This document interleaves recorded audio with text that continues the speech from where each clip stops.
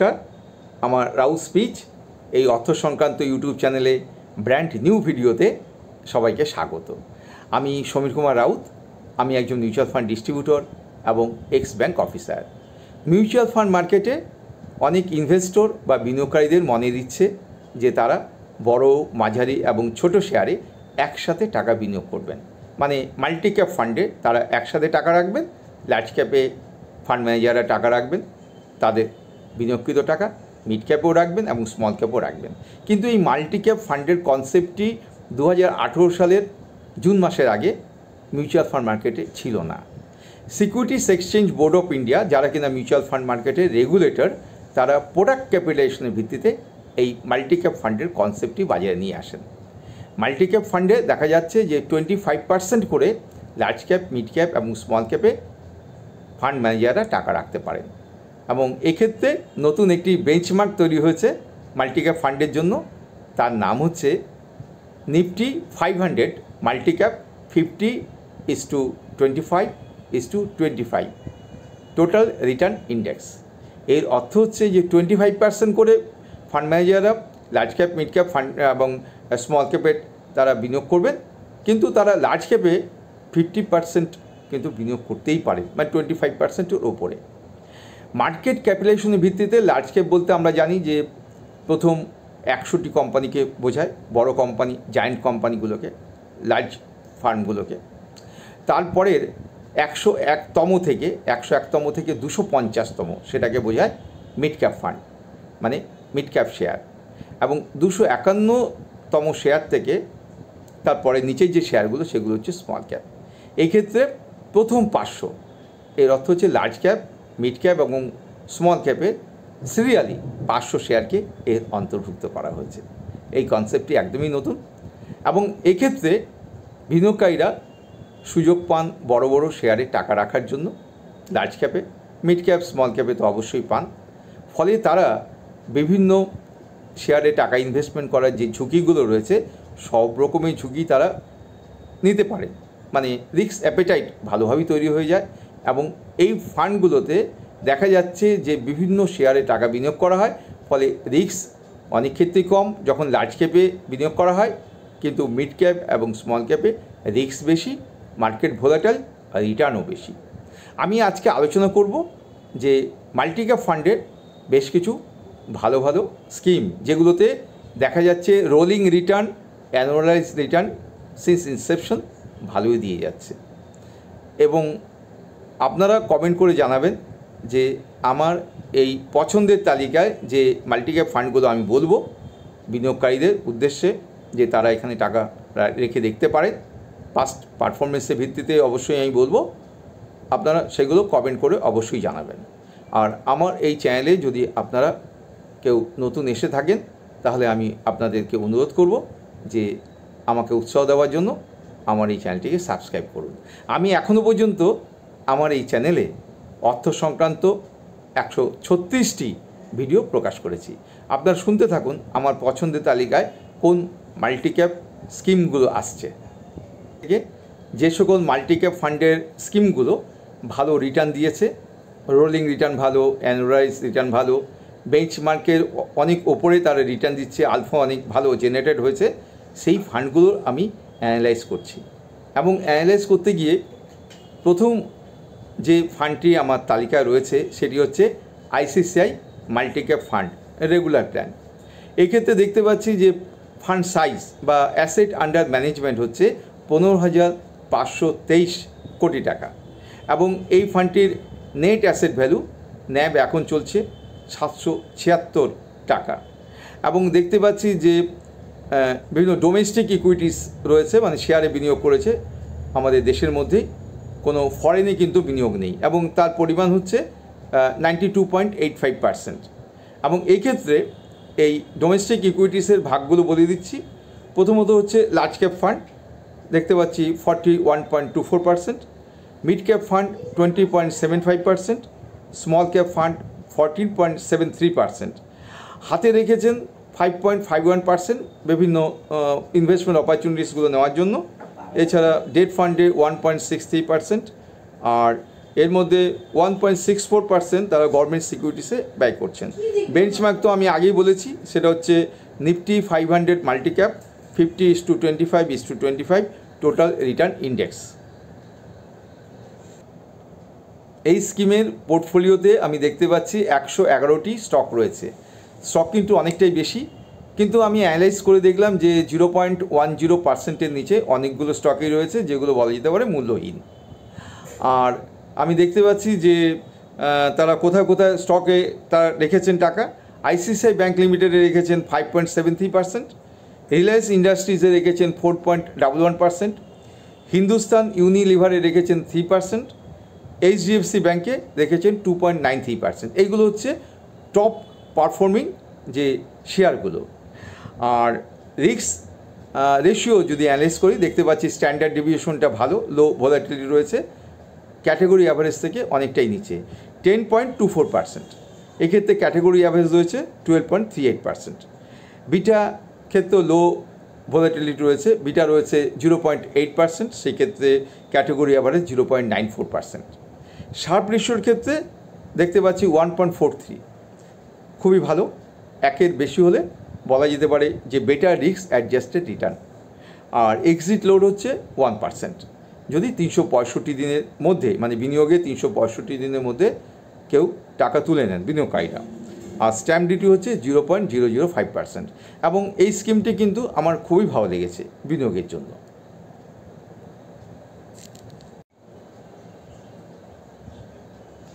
আমার পছন্দের তালিকা এরপরে মাল্টি ক্যাপ ফান্ডের যে স্কিমটি রয়েছে তার নাম হচ্ছে HDFC multi cap fund.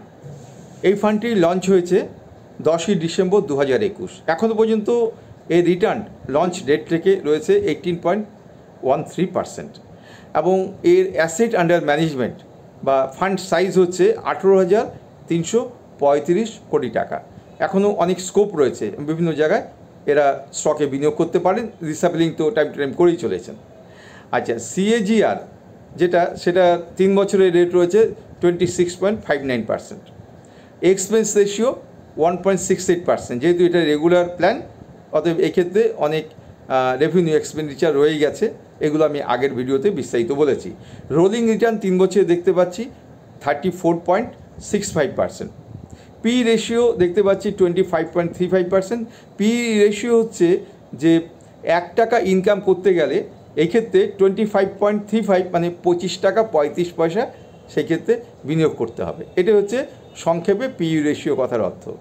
PB ratio দেখতে পাচ্ছি 3.33%। শার্প রেশিও ভালো 1.37%।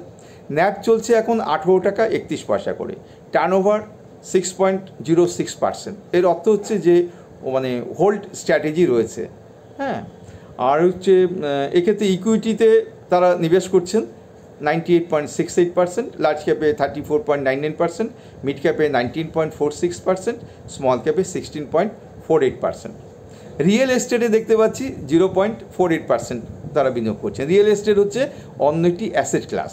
আর large cap, mid cap, small cap যেগুলো বলি, এইগুলো যদি ভাগ করে রাখা হয় তাকে বলা হয় ডাইভার্সিফিকেশন।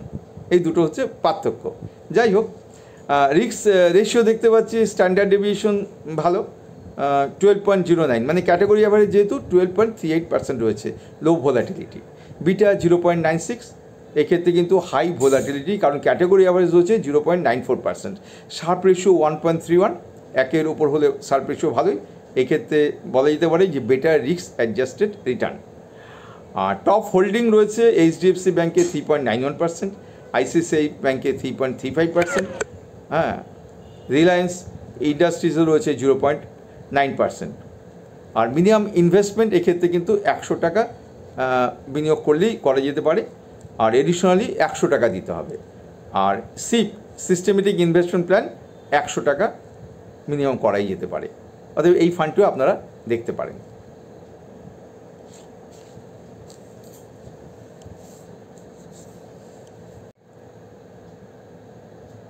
মাল্টিক্যাপ ফান্ডের স্কিমগুলোর মধ্যে আমার তৃতীয় পছন্দের তালিকা রয়েছে কোটাক মাল্টিক্যাপ ফান্ড।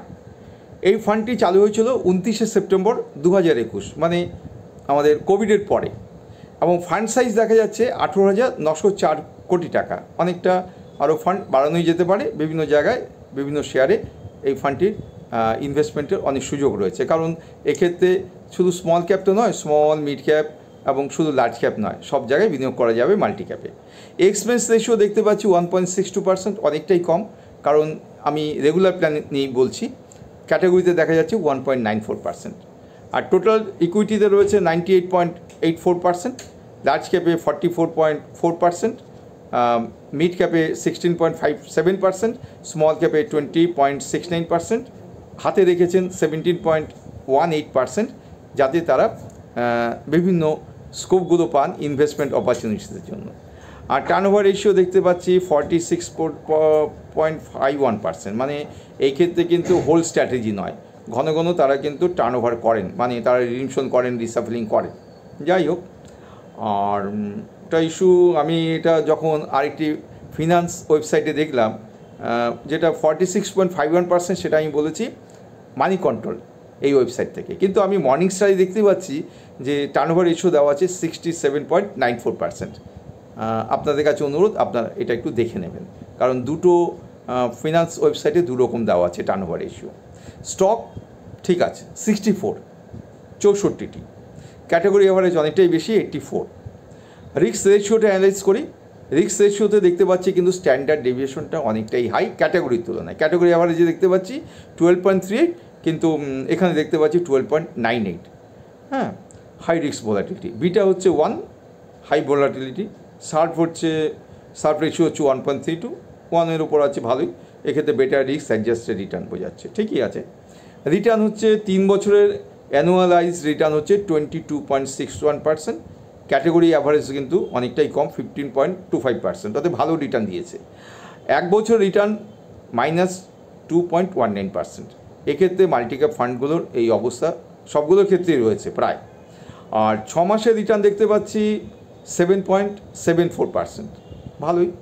আর 3 মাসের রিটার্ন 7.02%। আপনারা এই ফান্ডটিও কিন্তু দেখতে পারেন, এবং এই ফান্ডগুলো সব দেখার আগে আপনারা কিন্তু রোলিং রিটার্নটা দেখে নেবেন। আর কোটা আপনারা এমফি থেকে, এমফির যে ওয়েবসাইট রয়েছে সেখান থেকে আপনারা এমফি ডেলি ন্যাব, সেখান থেকে কিন্তু গত 5 বছরের হিসাবটা পাবেন যে এই ফান্ডগুলো কেমন কাজ করেছে। এক্ষেত্রে আপনারা 2021 সাল থেকে দেখতেই পারেন। এক্ষেত্রে গত 1 বছর 2 বছরটা দেখলেই খুব ভালো হবে, কারণ করোনার পরবর্তীকালে মাল্টিক্যাপ ফান্ডের বিভিন্ন স্কিমগুলোর মধ্যে আমার পরের পছন্দের তালিকায় রয়েছে মাহিন্দ্র মানুলাইফ মাল্টিক্যাপ ফান্ড। এই ফান্ডটি মাল্টিক্যাপ ফান্ড যখন বাজারে এসেছিল সেই সময়কার ফান্ড, অনেকটাই পুরনো, দেখা যাচ্ছে যে 2017 সালের ফান্ড। এই ফান্ডে পি রেশিও হচ্ছে 32.11%, আমি এর আলোচনা একটু আগে বলে দিলাম পি রেশিও কাকে বলে। টার্নওভার দেখা যাচ্ছে 116%। আর ইকুইটির ক্ষেত্রে দেখতে পাচ্ছি যে এরা লার্জ ক্যাপে বিনিয়োগ করছেন 27.29%, মিড ক্যাপে 21.12%, স্মল ক্যাপে 18.09%। রিস্কের ক্ষেত্রে দেখতে পাচ্ছি যে ক্ষেত্রে হাই ভোলাটিলিটি রয়েছে, স্ট্যান্ডার্ড ডেভিয়েশন দেখতে পাচ্ছি 13.99, সেই ক্ষেত্রে ক্যাটাগরিতে রয়েছে 12.38%। বিটাও কিন্তু হাই ভোলাটিলিটি 1.07%, সার্ভ হচ্ছে 1.09, সেক্ষেত্রে বলা যেতে পারে যে পোর রিস্ক অ্যাডজাস্টেড রিটার্ন দেখতে পাচ্ছি। এই ক্ষেত্রে আমি কেন এটা নির্বাচন করতে যাচ্ছি, কারণ রোলিং রিটার্ন কিন্তু আমি দেখেছি অনেকটাই ভালো। আমি রোলিং রিটার্নের উপর খুবই আমি আস্থা রাখি, এবং দেখা যাচ্ছে যে বেঞ্চমার্ক থেকেও অনেকটা কিন্তু এই ফান্ড বেড়ে আছে। এটাই আমার মোটামুটি বলা। তাও রিটার্নের ক্ষেত্রে বলে দিই যে 3 বছরের অ্যানুয়ালাইজ রিটার্ন হচ্ছে 19.71%, সেক্ষেত্রে ক্যাটাগরি অ্যাভারেজ হচ্ছে 15.25%। আর 1 বছর তো বলেছি মাল্টিক্যাপ ফান্ডগুলো সব মাইনাসই ছিল, এক্ষেত্রেও -0.83%। 6 মাসের ক্ষেত্রে এই ফান্ডটি কিন্তু অনেকটাই বেড়েছিল, 10.33% তার অ্যানুয়ালাইজ রিটার্ন, আর 3 মাসের ক্ষেত্রে 7.25% রিটার্ন। অতএব এই 4-5টা ফান্ড আমি বললাম। এছাড়াও আপনাদের কাছে আমার অনুরোধ থাকলো যে আপনারা রোলিং রিটার্ন দেখে নেবেন, আপনারা বেঞ্চমার্ক থেকে বেশি আছে কিনা, আলফা বেশি আছে কিনা এটাও দেখে নেবেন।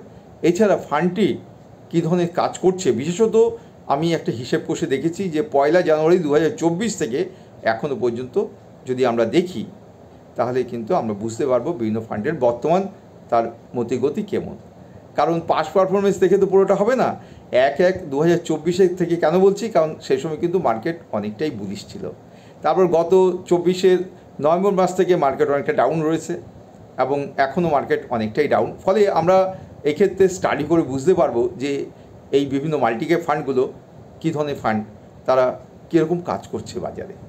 এইভাবেই কিন্তু আমরা এই ফান্ডগুলোকে বুঝে নিতে পারবো এবং এই ফান্ডগুলো যেহেতু লার্জ ক্যাপ, মিড ক্যাপ এবং স্মল ক্যাপে বিনিয়োগ করে চলেছে, এদের রিটার্ন কিন্তু বেশ ভালো। যাই হোক, আজকের ভিডিওটি কেমন লাগলো আমাদের জানাবেন। আর আমার এই চ্যানেলে যদি আপনারা কেউ নতুন এসে থাকেন তাহলে আমি সবাইকে অনুরোধ করব যে আমাকে উৎসাহ দেওয়ার জন্য আমার এই চ্যানেলটিকে আপনারা সাবস্ক্রাইব করুন। আমি 3-4 দিনের মধ্যে আরেকটি নতুন ভিডিও নিয়ে মিউচুয়াল ফান্ড সংক্রান্ত আপনাদের কাছে উপস্থিত হব। আমার এই চ্যানেলটি